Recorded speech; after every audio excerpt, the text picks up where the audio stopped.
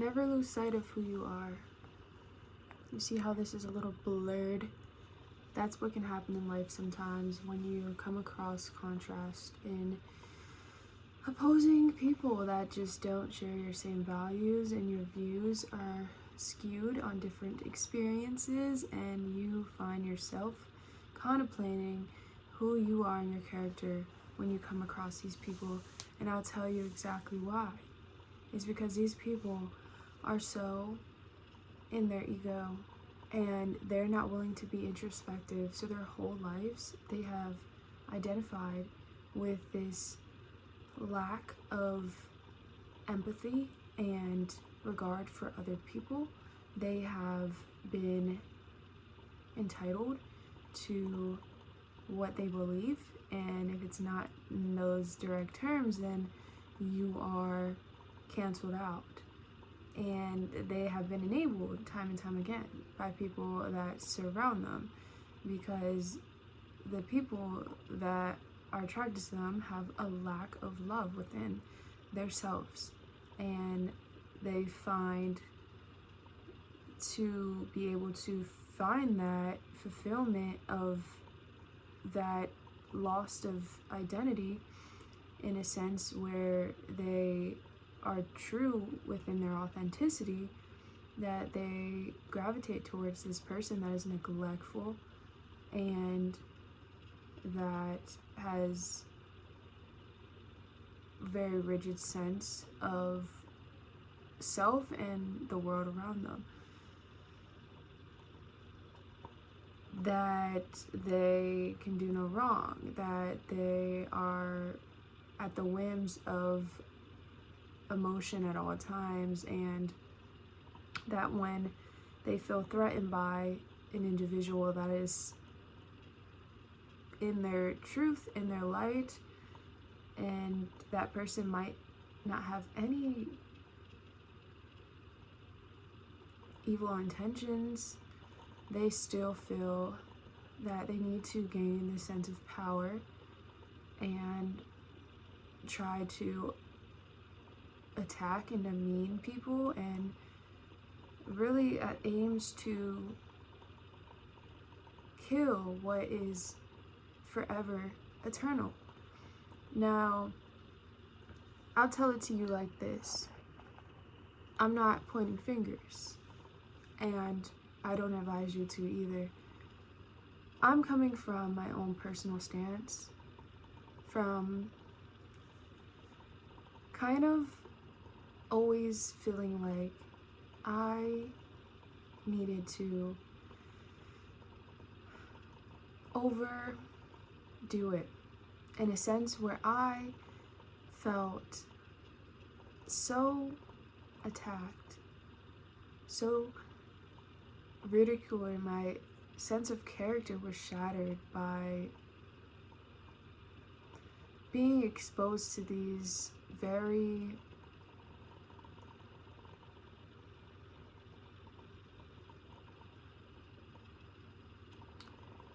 rigid people in their views. And so, you know, if you are impressionable growing up, you will blame yourself.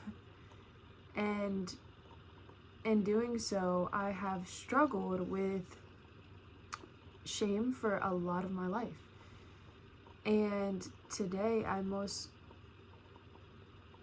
recognized it within it feeling like it kind of encapsulates my whole reality. It distorts my perception, and it leads me to question, am I in the right? And I noted that in times of feeling like I am being ridiculed or criticized, that I will start to defend, and I will try to prove to other people that I need to be right, or they need to hear me. And this creates a dynamic of wanting to be heard, wanting to be seen and understood, but at the cost of what? And if you can relate to this, of losing sense of yourself in the midst of different opposing conflicts or anything really that contrasts who you are in this world. If you are at a vulnerable stance within your sense of self because it's triggered by an emotion, then you really need to dive into that, because it's a calling for you to show up for yourself and love that part of yourself that never received it. And the more that you continuously try to seek that subconsciously within other people, because these situations will come up again and again, and it's not because of you, it's just because you might just be circulating yourself and in the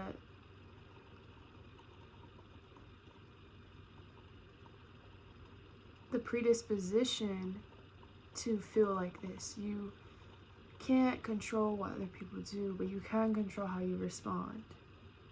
And so that's why awareness of what is going on will be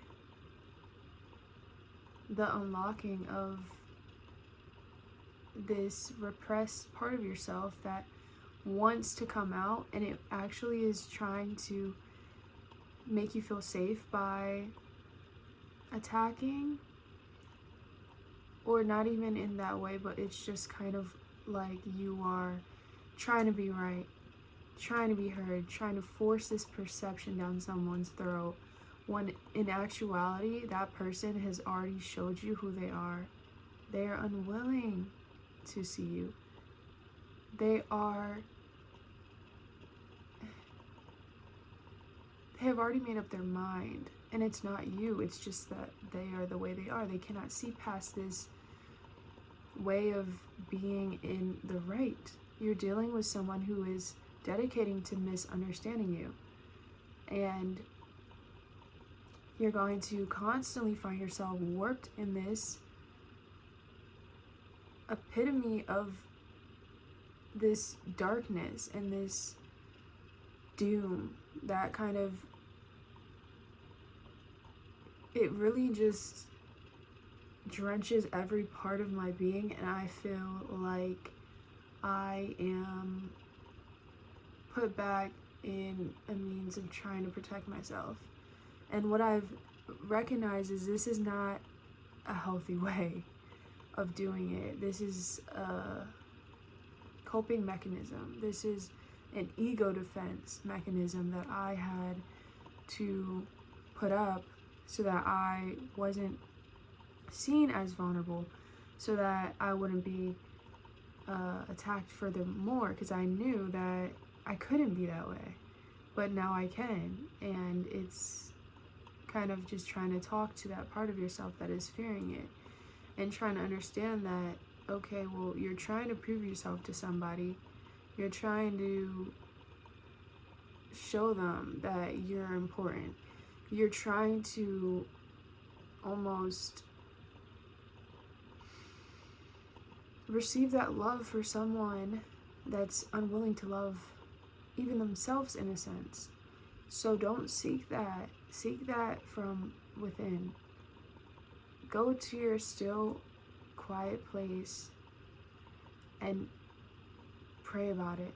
If you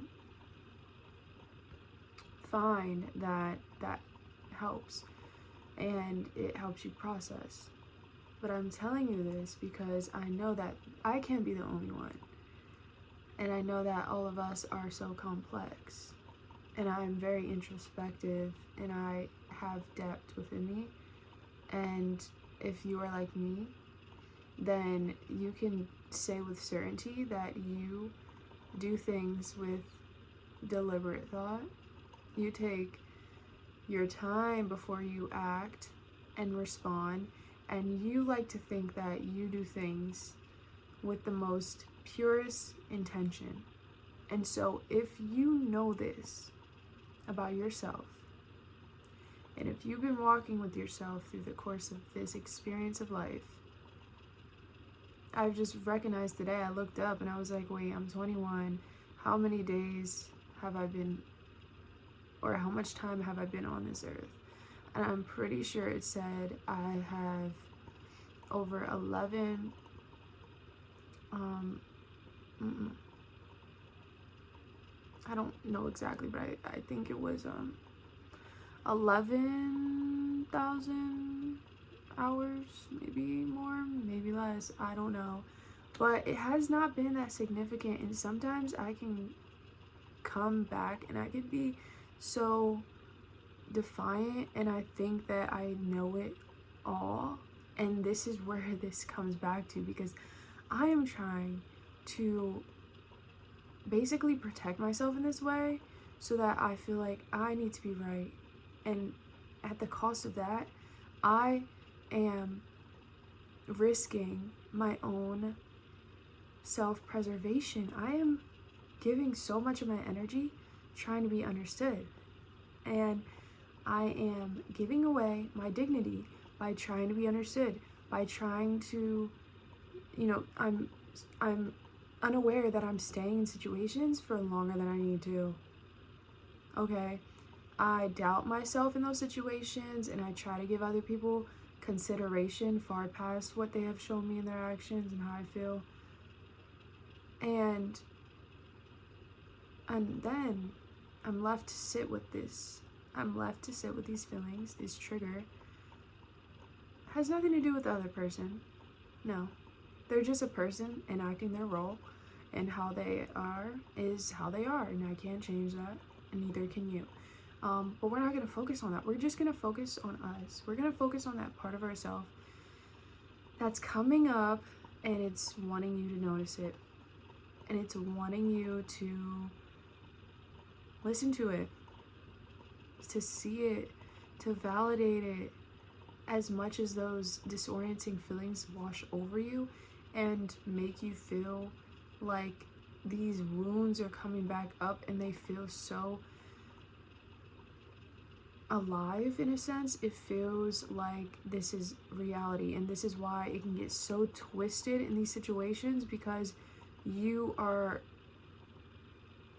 in the spiral and warped in this inconsistent image of yourself that is festering off of these emotions, rather than looking at the reality of the objectiveness in the situation and trying to just validate yourself, and knowing that regardless of it, that you are valid in how you feel, and that you don't need to be perfect in the way that you execute how you feel. You can feel safe in acknowledging and speaking, and that is your right. And I'm so sorry if you felt like you were not given that space, that you weren't safe to be in that space, that you weren't given the proper response that you needed so that you were able to express these parts of yourself. But guess what? What can you do now? You can give it to yourself. You can be that unconditional regard in yourself, and it does take a level of awareness. It really does take emotional intelligence to be able to be like, stop. They don't love you like I love you. They don't. Because if someone's willing to not understand you, right, the right people in your life will make the time and the space for you, and they will always want to understand you. And you can never do the wrong thing to the right person. You can never say the wrong thing to the right person. Like, this is the thing that has healed. It's healing me, because I feel like I always overthink about it, and I'm always so in this, oh, I need it to be in this specific way or else I can't say it, or it's going to be taken the wrong way because I have this belief that I'm misunderstood always and that my words are unimportant, you know, and so it thrives in the midst of these people that bring this out.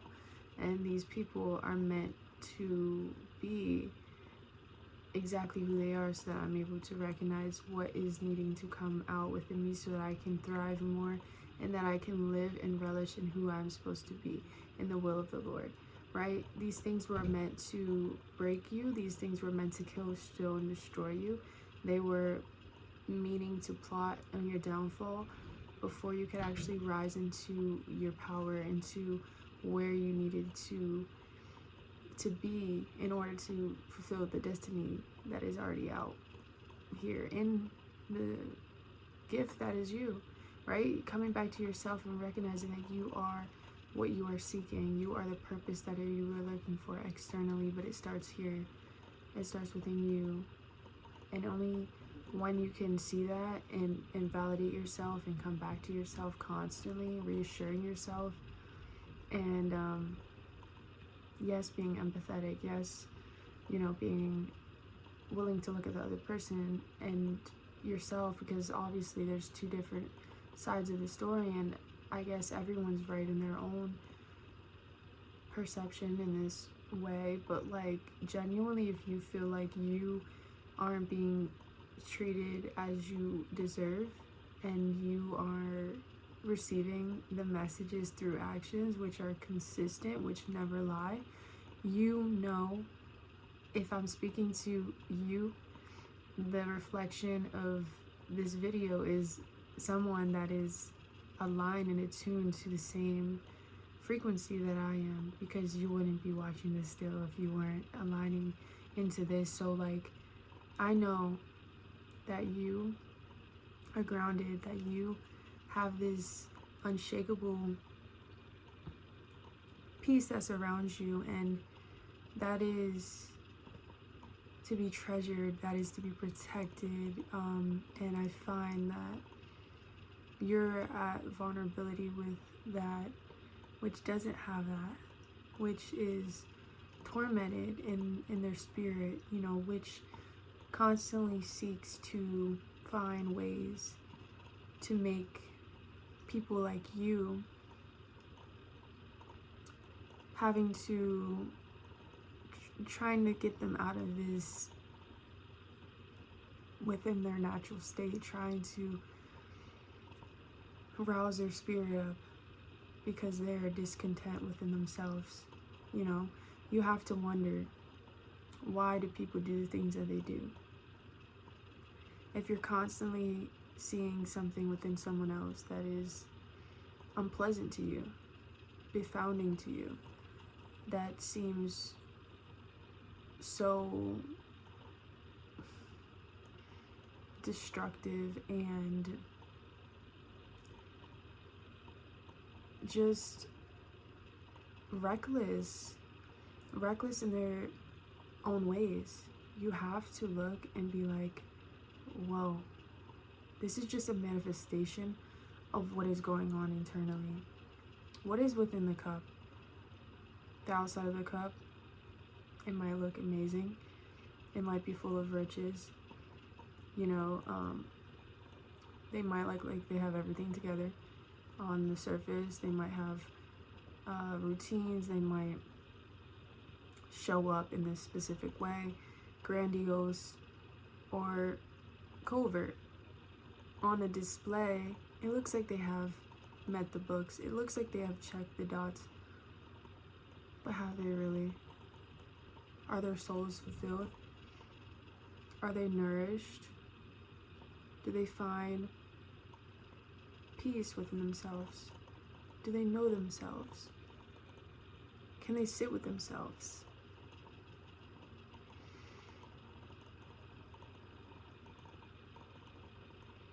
No, really. Because that might be what they're lacking, and they see it within you. And maybe that's a threat to them. Maybe. you standing in your power is exactly what you need to do to repel this energy, because there's something that is attracting the two, and there's something that needs to be worked within. And I find myself questioning, and I'm like, wow, I thought I healed from this. Like, I thought the Lord is always working, but I always think, why am I I can't speak. Why am I constantly going back and back and back around and finding myself faced with these feelings again and again and again? Well, it's because the energy is still within you. The energy is still in your field, so obviously it's going to be triggered. Regardless of who it is, it shows up in different ways. If it's not from this person, then it's going to be another person that completely resembles that person. And it's only when you are willing to look within and seeing what you're holding on to, and why is it so triggering to you, and what beliefs are really fueling this for you. What are you identifying with? And how can you allow yourself to let go and accept that these shadow parts of yourself, this darkness that you have completely repressed and you have looked at as something to shut out and to be aggravated with whenever it comes up, give it the attention it needs and deserves. Because when I look at my inner child, I see it shriveled up in the corner with a silhouette of darkness, and she's just covering her face. And this is real. And it's because she has been pushed to the back, and she hasn't been a priority, and she hasn't felt safe to fully be. And it shows up in your body. Like, you can feel tenseness. Like, the feeling probably feels so familiar, where it's like, oh, you're just like, why are you here again? But this is her showing up. This is him showing up. Just yearning for your being to fully integrate with that and self-actualize into this truest version of yourself that you need to become in order to do what is meant for you to do. And I find that, like, I always try to overanalyze things, and I'm always trying to understand and pick apart things, and I always feel like I am so willing to blame myself before I cast anything on anybody else, because the shame can be so debilitating at times, where it's like, oh wow, well, it gets me stuck in these thought processes where it's like, oh no, like, this person must be in the right, or there must be something that I did, let me figure this out, let me try. But no, you don't need to. The situation already laid itself out for you. The fundamentals are right in front of your face. There's no diving in. You just have to recognize that you are always able and you are always deserving of expressing your truth fully. And however that shows up, as long as you are doing it in a respectful way and you know that you're coming with pureness in your intentions, then why the heck are you trying to sit here and look for what you have done wrong? What are you doing? You're only trying to approve this belief that you have of you being misunderstood at all costs, because you're dedicating all of this energy to trying to affirm this belief for yourself in the name of other people, and trying to go into their perception and trying to figure out how you aren't being understood. What are you doing? You need to be the one to understand yourself. You need to be the one to validate yourself. Even when these feelings come up and they feel so strong and blinding, you need to be the grounding anchor. And you can only do that when you know who you are in the love of Christ, when you can sit in the firm truth of it. Because we can't do this on our own. And the fact that you have been put on the armor of grace to even be able to know of this, to be given the awareness in a sense of coming to terms with this within, it's not easy. And this is why the journey, it's waves, and it's going over tides, and it's going under tides, and it's coming back around, and it's literally doing a whole dance in the name of literally freedom, because this is what you will recognize. To be a slave to sin is to be in the false preachings of what you once accepted without Christ. Because once you have submitted into that truth, then you know that He is forever present with you, and that He will never forsake you, regardless of whatever you find yourself coming across. The external has no power over you once you know who you are in certainty. And you can never, ever give that over to anybody. They don't even have access to it. And the name of why are you triggered is because it is within you. And you always have a choice in these situations, and how you wish to respond, and how you wish to internalize things, and how you wish to mantle up however much energy to exude onto this situation or put onto this specific individual, which is just reflecting something within you. It's nothing about you, and it has nothing to do with them. It might just be a projection of that energy, which is for them to deal with. So let stuff be. Take on what's yours, and let other people have responsibility for their actions. And that's that. This was a really vulnerable topic to discuss with you guys, but I felt like I needed to, because maybe some people aren't at this level of consciousness to recognize that, like, yes, you can absolutely feel exactly how you feel, and there's no shame in that. And just because you feel like you're triggered into this repressed state of darkness, of shame clouding your vision, doesn't mean that you can't actually feel into those feelings that you have the right to feel. And giving yourself permission to move through those, and acting upon it in a way which you know who you are, and you know that you don't need to prove, you don't need that validation from any external source. Because if you got it from the person that you're seeking it so badly from, you're giving your power over to them.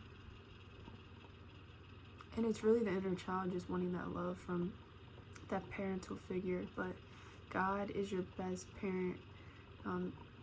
He's your perfect father. And maybe your earthly parents or your guardians weren't, and they couldn't measure up because they just fell short. And God will never fail you. So don't fail yourself either. Look to what is consistent, and let that be a reflection of who you are, and never doubt who you are. You know who you are. Never ever make a situation fuel those beliefs. Let it be a chance to rise above and grow and solidify a new sense of self. Because those triggers, they probably will always be there, but you're just you're reframing it, and you're building a better rapport with yourself. And you're actually taking the time to be with yourself and be still. In that sense, you are